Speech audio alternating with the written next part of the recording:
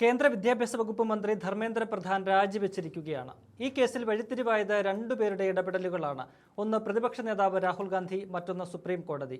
ഈ രണ്ട് ഇടപെടലുകളാണ് ധർമ്മേന്ദ്ര പ്രധാനെ വലിച്ച് താഴെ ഇറക്കിയത്. നീറ്റ് പരീക്ഷാ ക്രമക്കേടിൽ തെരുവിൽ സമരത്തിനിറങ്ങിയ വിദ്യാർത്ഥികളുടെ മുന്നിൽ ശൂന്യതയായിരുന്നു. സമരത്തിന് പുതിയ മാനം കൈവന്നത് രാഹുൽ ഗാന്ധിയുടെ ഇടപെടലാണെന്ന കാര്യത്തിൽ തർക്കമില്ല. പോലീസിനെ ഇറക്കി സമരം അടിച്ചമർത്താൻ ശ്രമിച്ച സർക്കാർ പിന്തിരിഞ്ഞത് രാഹുൽ ഗാന്ധിയുടെ ഇടപെടലോടെയാണ്.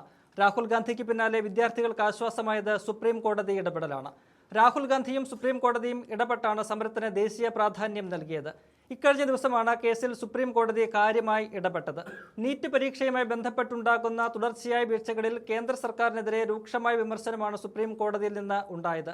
ഇത് ഇങ്ങനെയങ്ങ് മുന്നോട്ട് കൊണ്ടുപോകാൻ അനുവദിക്കില്ല എന്ന് വ്യക്തമാക്കിയ കോടതി പരീക്ഷാ വിവാദങ്ങളെ അതീവ ഗൗരവത്തോടെയാണ് കാണുന്നതെന്നും ഓർമ്മിപ്പിക്കുന്നുണ്ട്. ജസ്റ്റിസുമാരായ PS നരസിംഹ, അലോക് ആരാധെ എന്നിവരടങ്ങിയ ബെഞ്ചാണ് വിഷയവുമായി ബന്ധപ്പെട്ട ഹർജികൾ പരിഗണിച്ചത്. നീറ്റ് പരീക്ഷയുമായി ബന്ധപ്പെട്ടുണ്ടാകുന്ന പിഴവുകളുടെ പരമ്പരയ്ക്ക് അറുതി വരുത്തണമെന്ന് കേന്ദ്രത്തോട് ആവശ്യപ്പെട്ട കോടതി ഈ വിഷയത്തെ വളരെ സൂക്ഷ്മമായി നിരീക്ഷിക്കുന്നുവെന്നും അറിയിച്ചിട്ടുണ്ട്. പരീക്ഷാ നടപടികൾ പൂർണ്ണമായും സുതാര്യവും വ്യവസ്ഥാപിതവുമാണെന്ന് ഉറപ്പുവരുത്തുമെന്ന് വ്യക്തമാക്കിയ ബെഞ്ച് പരീക്ഷകൾ പൂർണ്ണമായും കമ്പ്യൂട്ടർ അധിഷ്ഠിതമാക്കുന്നതിനെക്കുറിച്ച് കേന്ദ്രത്തോട് വിശദീകരണം തേടിയിട്ടുണ്ട്.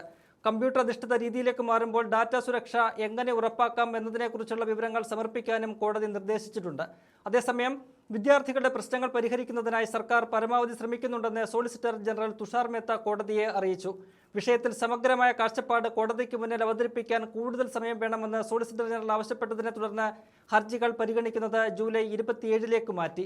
എങ്കിലും കേസിൽ അസന്നിഗ്ധമായി കേന്ദ്ര സർക്കാരിനെ പൂട്ടിയ സുപ്രീം കോടതി കർശനമായ നടപടികളിലേക്ക് കടക്കുമെന്നറിയിച്ചത് വലിയ ആശ്വാസമാണ് വിദ്യാർത്ഥികൾക്ക് നൽകുന്നത്.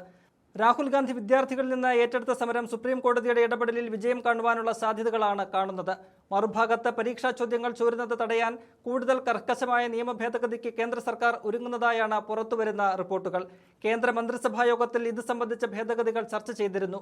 ഇത് ഇംപ്ലിമെന്റ് ചെയ്യുവാൻ കൂടുതൽ സമയം കേന്ദ്ര സർക്കാർ ചോദിക്കുന്നത് പ്രതിഷേധക്കാർ അംഗീകരിക്കാൻ സാധ്യത കാണുന്നുമില്ല. കേന്ദ്രമന്ത്രി ധർമ്മേന്ദ്ര പ്രധാന്റെ രാജിയിൽ കുറഞ്ഞതൊന്നും മുന്നിലേക്കിട്ടാൽ തങ്ങളെ ഡൽഹിയിൽ നിന്ന് പിന്തിരിപ്പിക്കാൻ സാധിക്കില്ലെന്ന മുന്നറിയിപ്പ് കൂടി നൽകിയിരുന്നു സമരക്കാർ. അത് വൈകിയാണെങ്കിലും അംഗീകരിക്കപ്പെട്ടതിൽ രാഹുൽ ഗാന്ധിക്കും അഭിമാനിക്കാം.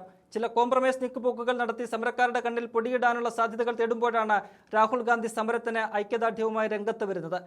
വിദ്യാഭ്യാസ മന്ത്രി രാജിവെക്കുന്നതുവരെ നീറ്റ് പരീക്ഷാ പേപ്പർ ചോർച്ചയെക്കുറിച്ച് ലോക്സഭയിൽ യാതൊരുവിധ ചർച്ചയും നടക്കില്ലെന്ന രാഹുലിന്റെ തീരുമാനം കൂടിയാണ് വിജയം കണ്ടത്.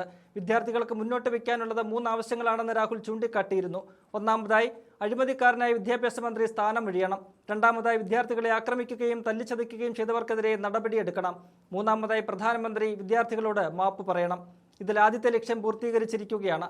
ശേഷിക്കുന്ന 2 ആവശ്യങ്ങൾ കൂടി അംഗീകരിപ്പിക്കുവാൻ ഏതറ്റം വരെയും പോകുമെന്ന് കൂടി പ്രഖ്യാപിക്കുന്നുണ്ട് രാഹുൽ ഗാന്ധി.